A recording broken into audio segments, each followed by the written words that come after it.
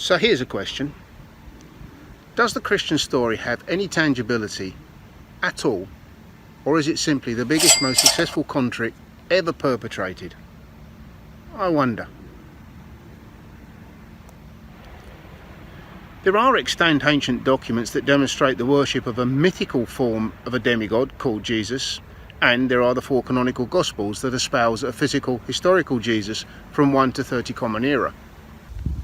But the canonical Jesus story was not recorded until after the destruction of Jerusalem and its temple in 70 Common Era. And this is an extremely important point. So which of these two diametrically opposite views of Jesus is the older?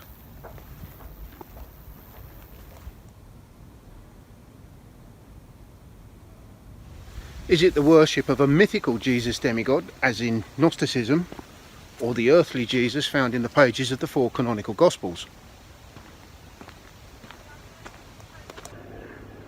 The scholarly consensus view is, of course, the Gospels. If it wasn't, these churches and the duress they can exert onto governments and universities simply wouldn't be here, would they? But that ability to exert duress has a lot to do with the consensus view itself. Make no mistake, from the early 4th century through to the mid-1600s, this was a ruthless, assertive organisation that committed mass murder with consummate ease to force its station. From the 1700s through to the early 1900s, it used imprisonment with hard labour to protect its station. And today, it sits so firmly at the centre of culture that few in public office or academia are prepared to challenge its origins. In direct defiance to today's obligatory view from duress, I call mythical Gnosticism as the true origin of Jesus worship, as in the worship of a fictional Jesus demigod, later personified into a purported historical person. The Gospels are fiction, not fact. The view of the Church and Christian apologists is that the canonical Gospels are a factual biography of a real Jesus character, and that the Gnostic mythical views of a Jesus are clearly later plagiarisms of their real-life Jesus. But we have to be mindful here that, for Christendom, this view is from necessity, not from scholarship. We know from extant documents that there were mythical Jesus cults in the early Common Period, and Jesus translates backward into Hebrew as Saviour, by the way, a label, not a name. If the mythical Gnostic views of a Saviour Christ called Jesus were found to predate the canonical Jesus character, the canonical Jesus character would then be by default plagiarised fiction, plagiarised from earlier mythical Jesus stories. It would not be biographical history. This would be a catastrophic revelation for the Church, a revelation that could not be accepted under any circumstances, regardless of the actual chronology of the Jesus demigod story. For Christendom, their stated version of a chronology is not to be questioned or reviewed in any manner. The avoidance of cognitive dissonance does not allow it.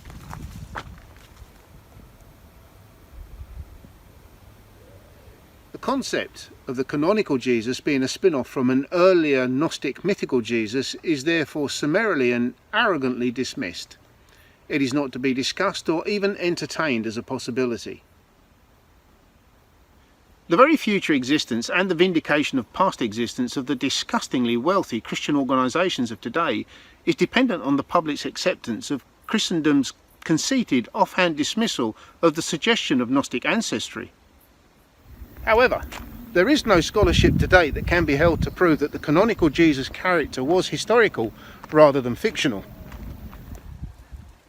The only point Christian apologists can put on the table is, if Gnostic mythical Christianity predates the creation of the canonical Gospels, where are the mythical Gnostic Jesus texts from pre-70 Common Era? The oldest extant Gnostic texts we have so far discovered are dated to the 4th century, and are said by Christian apologists to be copies of texts that originate from the 2nd century. Well, exactly. Where are those early extant Gnostic texts? The apologists that put this question forward are well aware of the answer. They simply hope that the public at large is not aware of the answer, and that they will blindly accept the presented conundrum as a valid argument.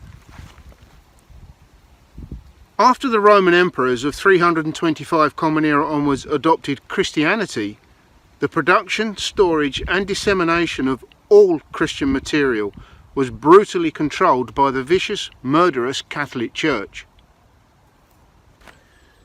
They alone decided what should be preserved and what should be destroyed. Hence, no Gnostic material from the late 1st century BCE or early 1st century CE survives today, and why the only Gnostic texts we have discovered today were found hidden in the ground in jars. They were hidden for a reason. They were hidden to save them, and possibly their owners, from destruction. So what was Gnostic mythical Christ worship? There are many versions. In some versions there is the concept of the pleroma. The pleroma is described as a pre-existent place, an eternal pre-existent place that exists outside the structure of heaven and the world. The pleroma is not visible to or knowable to humans, nor is it known of by the God that the humans worship.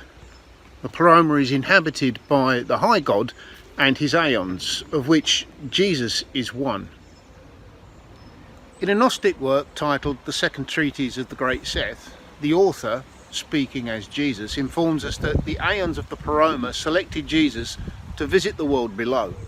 He is sent by them to inform humans about the perfect one in the pleroma, and that they are worshipping a false god in Yahweh, the Jewish God of what we call the Old Testament today. Previously, one of the aeons of the pleroma, Sophia, had given birth to an entity that was immediately rejected from the pleroma. This entity is known as the wicked demiurge. He is Yahweh, the Jewish God. He has no idea of where he came from or the pleroma. The demiurge created the world and heaven outside of the perfect pleroma. Sophia and her son the demiurge then created humans on the surface of the world and gave them wisdom. This was done by Sophia and her son without permission and knowledge of the perfect one in the pleroma. Jesus left the pleroma and entered the world by hijacking a human's body, his fleshy dwelling, expelling its inhabitant and changing the body's external appearance. In this bodily dwelling, Jesus presented himself to the archons of the world, its supernatural rulers, as Adam, which caused them to be greatly disturbed. The archons of Yahweh punished Jesus by executing him. But in this mythology, the archons only perceived that they executed Jesus, since before the execution event took place, Jesus left the bodily dwelling and watched on from above. The execution event is accompanied by supernatural events. The veil of his temple he tore with his hands. There was a trembling that overcome the chaos of the earth, for the souls that were in the sleep below were released, and they arose. They walked about boldly. Now things get interesting as we discover what this author knows and does not know about Abrahamic theology. The author enumerates items of the misguided theology of Yahweh in order to point out to humans that they are worshipping the rulers of the realm of seven, being Yahweh and his archons, in error, and not the true God from the pleroma. But in this listing, he only enumerates items from the Hebrew Tanakh, Greek Septuagint, or the Old Testament to us. He stops there. He does not progress to enumerate any items from any New Testament content. This suggests that the origin of this work is post 30 Common Era, since it references John the Baptist, and we know from the Jewish historian Josephus that a John the Baptist did exist and was preaching a kingdom of heaven circa 30 Common Era, and at the same time pre-Gospel of Mark, since it displays no knowledge of any of the content from the 4 canonical Gospels. The author is also unaware of any recent Judaic catastrophe, such as the Jewish-Roman War of 66 to 73, which saw the total destruction of Jerusalem and its temple to Yahweh in 70 Common Era. So the origin of this work is probably post-30 Common Era and pre-70 Common Era, or in other words, Gnosticism predates Canonical Gospel Christianity. The authors of the 4 canonical Gospels were plagiarising heavily from Gnosticism for their content, among other Greco-Roman myths of the time and the Jewish Messianic prophecies. The inventory of erroneous beliefs given by the author of the Second Treatise of the Great Seth is as follows. For Adam was a laughing stock, since he was made a counterfeit type of man by the realm of 7. And Abraham and Isaac and Jacob were laughing stocks, since they, the counterfeit fathers, were given a name by the realm of 7. David was a laughing stock in that his son Solomon was named the human son, having been influenced by the realm of 7. Solomon was a laughing stock since he thought that he was the Christ, having become vain through the realm of 7. The 12 prophets were laughing stocks since they had come forth as imitations of the true prophets. They came into being as counterfeits through the realm of 7. Moses, a faithful servant, was a laughing stock, having been named the Friend. Here, the enumerated list of perceived theological absurdities stops, failing to progress onwards to identify any of the would-be New Testament gospel content as equally absurd. Now, if this author is writing as per the consensus view late 2nd, early 3rd century Common Era, and he genuinely believed that the content of the Old Testament made those characters a laughing stock, he should have found the concept of Jesus being a bloodline relative of King David outright hilarious. We might expect the author to continue his list of theological absurdities with something like, those who styled themselves my apostles were laughing stocks, since the realm of 7 led them to proclaim me as a human descendant of David. But apparently not. The author seems to have no idea of such a concept. And then, this. Neither he, nor those before him, from Adam to Moses and John the Baptizer, none of them knew me or my brothers, for they had a doctrine of angels to observe dietary laws and bitter slavery, since they never knew truth, nor will they know it. The bitter slavery is later identified as a requirement to follow Jewish temple laws. Therefore, according to the author of this document, John the Baptist did not know Jesus, and he followed Jewish temple laws and dietary requirements. But in the first canonical gospel story written, Mark, post-70 Common Era, John not only knows Jesus, he informs everybody else who Jesus is and states that he has been divinely sent to tell them of Jesus, and he baptizes Jesus. In the Gospel of Matthew, John is decidedly anti-temple ritual and anti-temple law. This suggests the author of the Second Treatise of the Great Seth does not know the content of the Gospel of Mark or Matthew. He cannot be writing late 2nd, early 3rd century Common Era and not know the content of the canonical Gospels. We can therefore point to the fact that the author presents himself as ignorant of the main theses of the Gospels and in direct contradiction with regard to his view of John the Baptist. This is because at the time that he writes, the story in the Gospel of Mark had not yet been conceived of or written down. It is perfectly acceptable to assert that the author of the Second Treatise of the Great Seth has no knowledge of the existence of canonical Christianity as a theological concept or the content of the 4 canonical Gospels. It is also permissible to state that the authors of the 4 canonical Gospels do have knowledge of Gnostic Christianity and the concepts of some of the Gnostic texts. For example, Matthew 27:51-53.